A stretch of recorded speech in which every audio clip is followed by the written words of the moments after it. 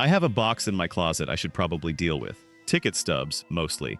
A couple of set lists somebody handed me off a stage. And a stack of 45s I bought for a quarter each out of a bargain bin at a shop that has not existed since 1991.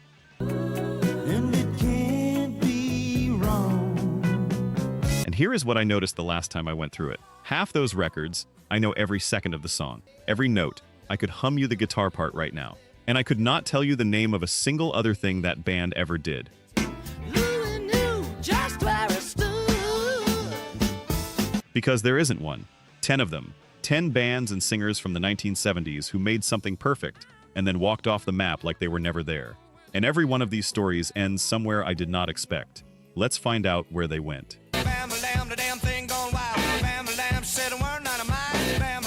Number 10, Krabby Appleton. Go Back, 1970.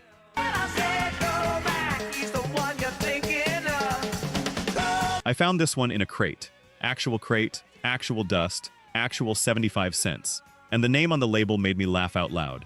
Krabby Appleton, which sounds like a band that is going to be terrible. Then I put it on. That opening.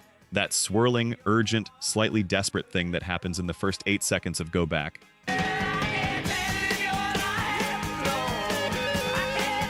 It does not sound like 1970. It sounds like about 6 years later. This is power pop before anybody had bothered to name power pop. So here is the setup. There's a Los Angeles band called Stonehenge, and they bring in a new frontman, Michael Fennelly, who had been one of the writers in Kurt Becher's Millennium. They rename themselves after a cartoon villain from Tom Terrific, signed to Elektra, and get handed to Don Gallucci as producer. Same guy who was producing the Stooges Fun House right around then.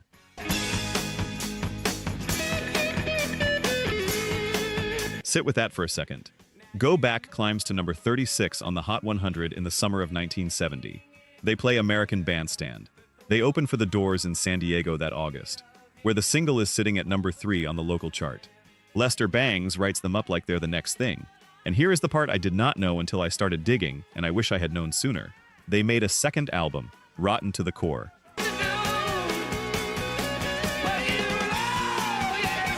The reviews were good. Bangs again, Dave Marsh too. And the label just did not push it. Poor distribution. Internal problems piling up. By 1972, the band is over. 2 albums deep, with 1 top 40 single to their name and a producer's credit list nobody could believe.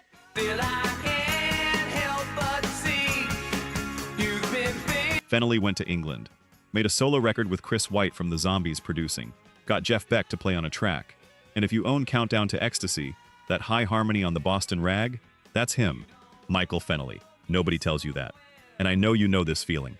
You find a record like this and you get almost angry on their behalf. Like somebody owes them something. Somewhere on this list is a story that changed the way I hear the song. Permanently. We are going to get there, and I think it is going to do the same thing to you.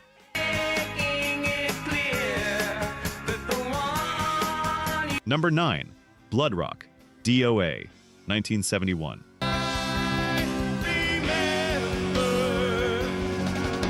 This is a heavy one, and I am not going to pretend otherwise. I was too young to hear DOA when it came out, but I heard it later on a friend's older brother's tape, in a basement, at exactly the age where a song like that rearranges something in you.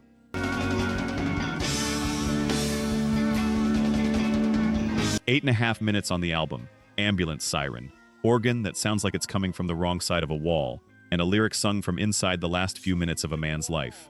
Blood Rock were from Fort Worth. They had been the Naturals, then Crowd Plus One, and then Terry Knight, the guy managing and producing Grand Funk Railroad, got hold of them, renamed them Blood Rock, and got them onto Capitol. 3 albums with Knight producing.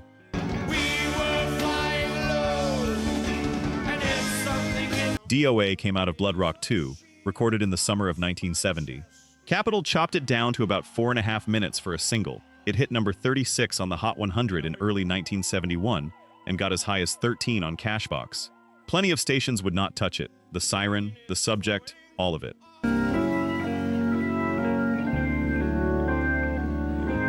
And here is the part that gets me every single time.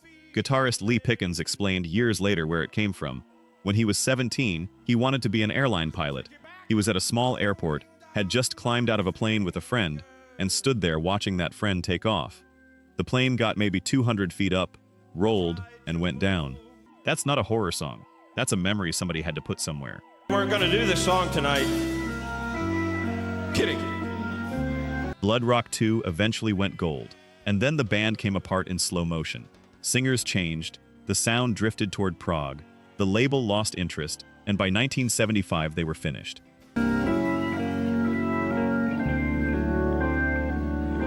Here is the strange coda. The singer who replaced their frontman, a kid named Warren Ham who joined in '72, he never disappeared at all.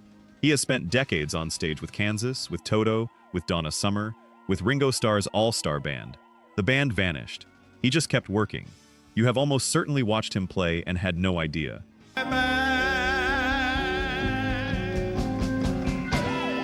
Let's look at the numbers. Only 9% of you are actually subscribed. Honestly, that's tough to see. Our team spends days hunting down archives and verifying every single fact just to tell these stories right. If you've made it this far into the video, you're clearly part of the community, so please hit subscribe. It costs nothing and helps us immensely. Now, for those already subscribed, very few of you have made the jump to our membership, and that's a hard pill to swallow because you're the ones who know our value best. If this channel has moved you or inspired you, consider joining. It's the price of one coffee, but it's the literal fuel for this channel. Let's keep this alive together. Back to the story. Number 8. The Boys, Timothy, 1971.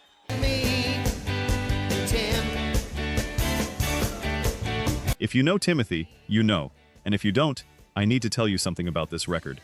The Boys were a band from the coal country of northeastern Pennsylvania, Wilkes-Barre area, signed to Scepter Records, which was fine, except Scepter had absolutely no intention of doing anything for them.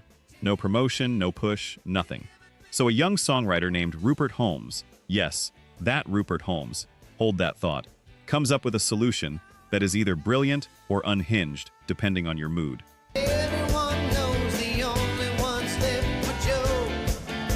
He said, essentially, if the label won't play it, I'll write something the radio has to react to. He wrote a song about 3 men trapped in a mine collapse. 2 of them come out, the narrator can't quite remember what happened down there, and the song never says it out loud, which is exactly what makes it land. Holmes played piano on the record. Scepter put it out in December of 1970 with no fanfare at all, apparently not entirely aware of what it was about. Stations started banning it, other stations started playing it because it was banned, and the thing climbed all the way to number 17 on the Hot 100, 13 on Cashbox, 9 in Canada, and here is the part where it gets ridiculous. Scepter, trying to save the single, put out word that Timothy was a mule.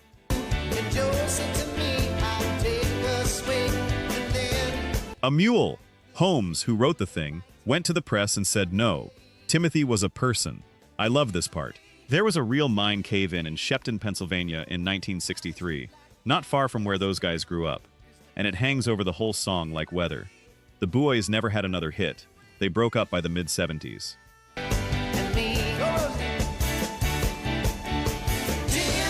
But Bill Kelly and Jerry Hludzik kept going, formed a band called Dakota, and in 1980 landed 35 dates opening for Queen on the Game Tour. From a cannibalism novelty single to the biggest rock band on earth. And Rupert Holmes? He wrote Escape, the Pina Colada one, number 1 in 1979. Then he went and won a Tony Award.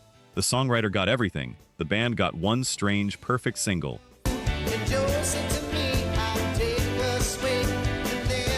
Number 7. Stories, Brother Louie, 1973. You know this one. We all know this one. That bass line, that spoken bit, that voice going up into the rafters on the chorus.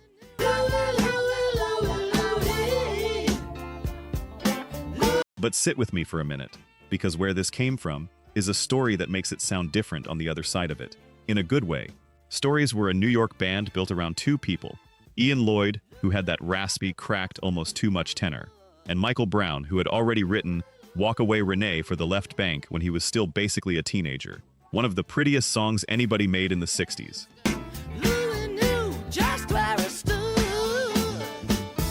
They wanted to be a Beatles-shaped rock band. They made 2 records.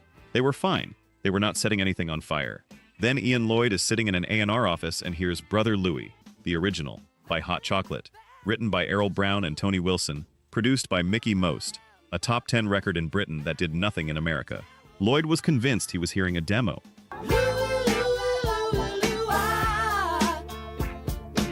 He wasn't. He just knew it was a hit. Stories cut their version. Kama Sutra rushed it out, then rushed out a new pressing of the album with the song bolted onto the end, because it had not been on there.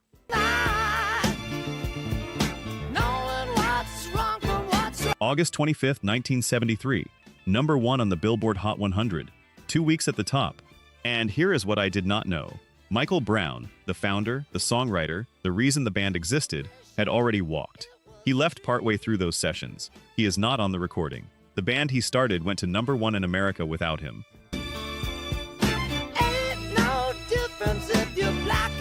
Lloyd hung on for another year. There were no more hits.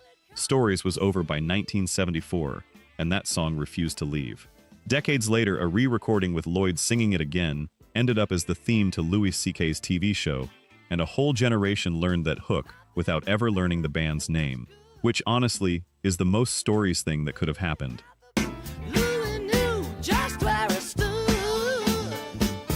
Number 6, Focus Hocus Pocus, 1973.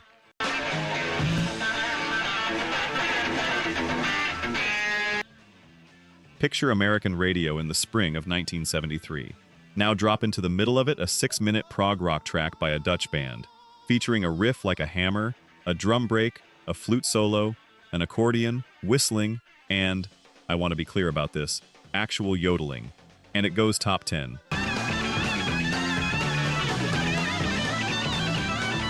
Focus formed in Amsterdam in 1969 around Thijs van Leer, and once Jan Akkerman joined on guitar, the thing had teeth. Hocus Pocus came together at a castle outside Amsterdam, where the band rented rooms cheap. Akkerman started playing that riff, and Van Leer said later he thought instantly, that's world class.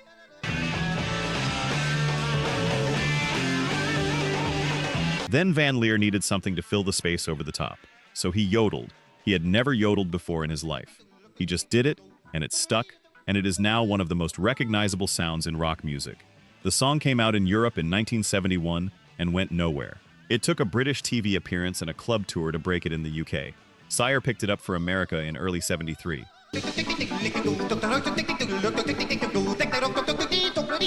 It entered the Hot 100 at 98 in March and peaked at number 9 in June. Ackerman told NME that same year it was basically a send-up, a joke at the expense of rock groups. Which, okay, but it is a joke that plays harder than most bands' serious material. And here is the thing about Focus in America. That was it. One song. Never again.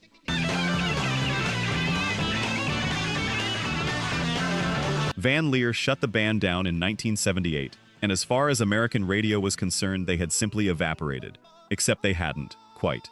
Van Leer put Focus back together in 2002, and they have been out there ever since. And that riff kept finding new lives. A Nike ad during the 2010 World Cup, a scene in Baby Driver, and every time, a fresh batch of people go looking for who made it. Some records don't just sound good, they know something about you.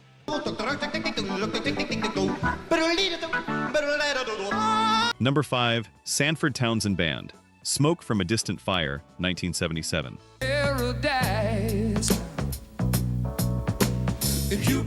I want you to hear this song the way I heard it, coming out of a car speaker at dusk with the window down, and thinking, whoever made this, they know exactly what they're doing. Turns out they had been doing it for a decade with nobody watching.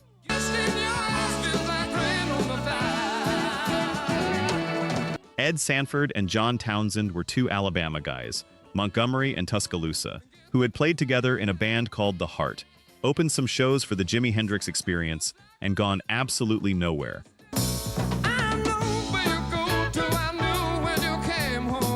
They both drifted out to Los Angeles. They started writing together again. They placed a song on a Loggins and Messina record, and they cut a demo that eventually landed in front of Jerry Wexler, Aretha's Wexler, Atlantic's Wexler. He heard it, and on his word, Warner Brothers signed them, and they went to Muscle Shoals Sound with Wexler and Barry Beckett producing. That's why the record sounds like that.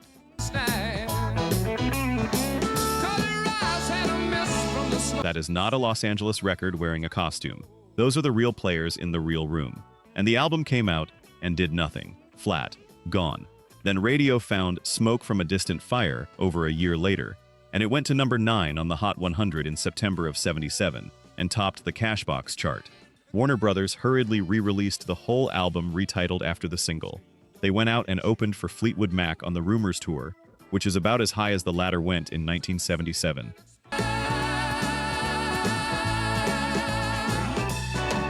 And then 2 more albums that nobody bought, a dropped contract, and by 1980 it was finished.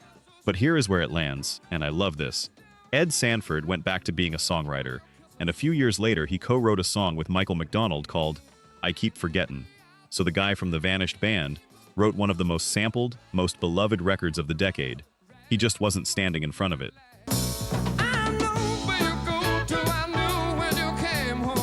Number 4. Walter Egan, Magnet and Steel, 1978.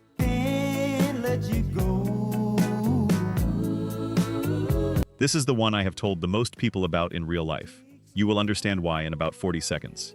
Walter Egan was a New York guy, Queens, who had played surf rock in a band called the Malibus and written a song good enough that Graham Parsons put it on Grievous Angel.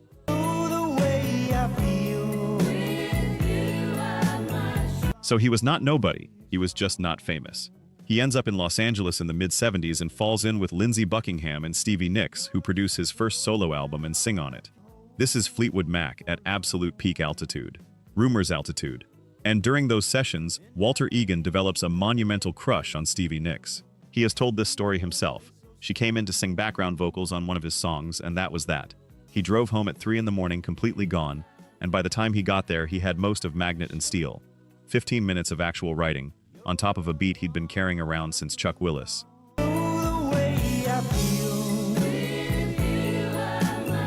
Now, here is the part I still cannot fully process. He records the song that is entirely, transparently, unmistakably about Stevie Nicks, with Lindsey Buckingham producing it and Stevie Nicks singing the backing vocals. She's on it. Those floating oohs underneath the chorus, that's her, singing on the love letter. I know what you're thinking right now, because I thought it too.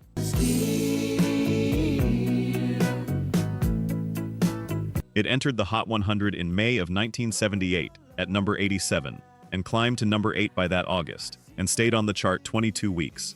It was everywhere that summer, and then nothing else got close. He wrote Hot Summer Nights, which became a hit for a band called Night. And I can't let go. But for Walter Egan himself, that was the whole ride. Until 1997, when Paul Thomas Anderson put Magnet and Steel in Boogie Nights, and a completely new generation heard it and had no idea it was 20 years old. Some songs don't fade, they just wait.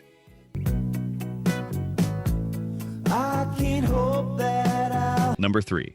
Ram Jam, Black Betty, 1977.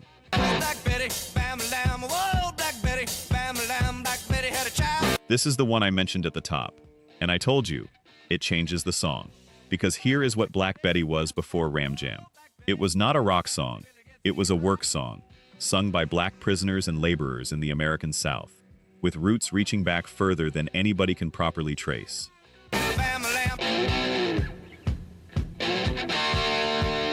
The Lomaxes recorded a version at a Texas prison farm in 1933, sung by a man called James Ironhead Baker. Lead Belly cut his own version later, about 59 seconds, no instruments, just the voice. Now here is how it became a hard rock record. A guitarist named Bill Bartlett, who had been in the Lemon Pipers, the bubblegum band that did Green Tambourine, which is its own kind of whiplash,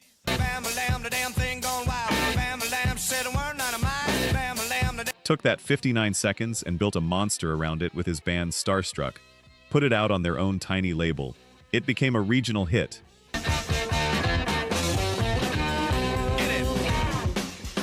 New York producers heard it, went and got Bartlett, assembled a band around him called Ram Jam, and released essentially that same recording nationally on Epic.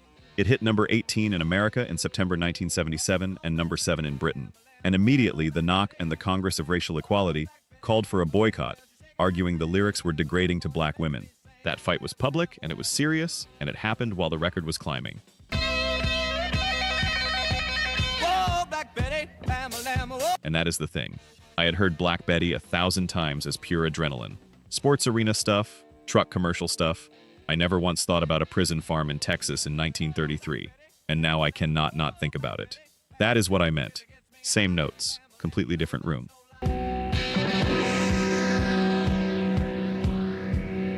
Ram Jam made 2 albums and were done inside of 2 years.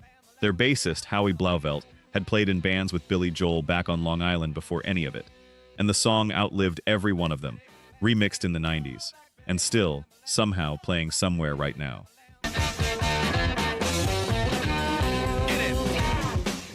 Number 2, Nick Gilder, Hot Child in the City, 1978. Child in the city, running wild. Nick Gilder was born in England and raised in Vancouver from the age of 10. He fronted a band called Sweeney Todd, genuinely one of Canada's first glam rock groups, and they had a huge Canadian hit in 1976 with Roxy Roller. Number 1 up there, won a Juno. Just go, yeah, yeah. Hot child. So Gilder and his writing partner Jim McCulloch did what you do. They left for Los Angeles to chase the bigger thing. And the band they left behind kept the name and cycled through frontmen, one of whom was a teenager named Bryan Adams, which is a whole nother video. In LA, Gilder wrote Hot Child in the City, and people get this song wrong constantly, so let me be careful. When she goes downtown, she walks like He has said it came from what he saw on the streets after he moved down there.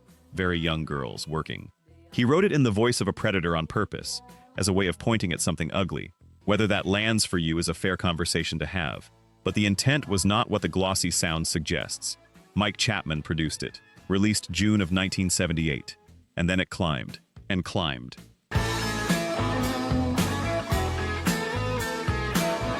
"21 weeks on the Hot 100 before it finally reached number 1 on October 28, 1978. At the time, the slowest climb to the top in chart history.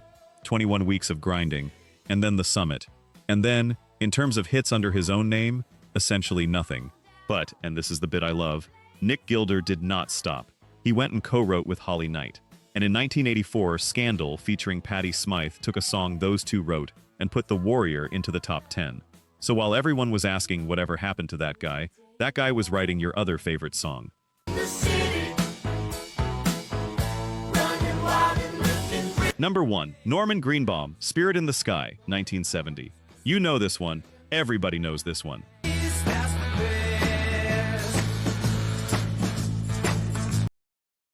Four notes of that fuzz guitar and the entire room turns around. And I would bet almost anything you have never said his name out loud. Norman Greenbaum, born in Malden, Massachusetts, raised in an Orthodox Jewish household, Hebrew school, went to Boston University, dropped out for music, headed west, and formed a psychedelic jug band called Dr. West's Medicine Show and Junk Band, whose one moment was a novelty record called The Eggplant That Ate Chicago. I am not making that up. That is the resume going into this.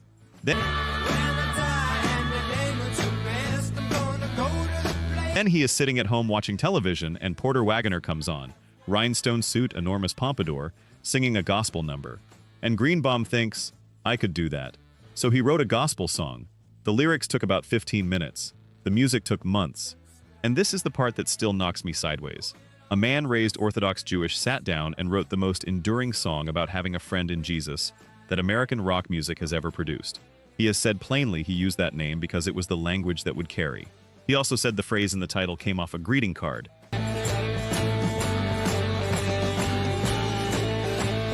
Producer Eric Jacobson built the sound around a Telecaster with a fuzzbox wired right into it, brought in a gospel group to sing behind him, and mixed the whole thing to sound enormous on a car radio. It went to number 3 on the Hot 100 in April 1970 and sold 2 million copies. And then the follow-ups came out and died.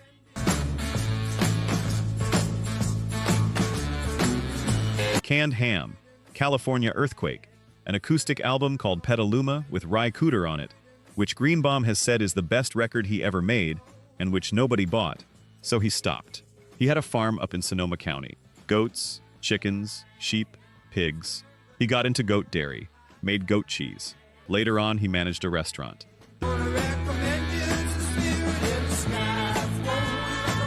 The biggest riff of 1970, and the man who wrote it was making cheese. And the song simply would not die.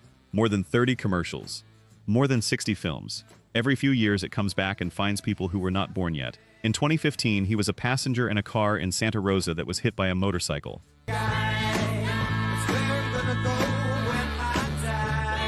He was critically injured, in a coma for about 3.5 weeks. The motorcyclist did not survive. And Norman Greenbaum came back. Rehab, months of it, and then he started making appearances again. Playing again, the guy who wrote the definitive song about going up to the spirit in the sky, coming back down. And the thing is, he never disappeared at all. We just stopped looking.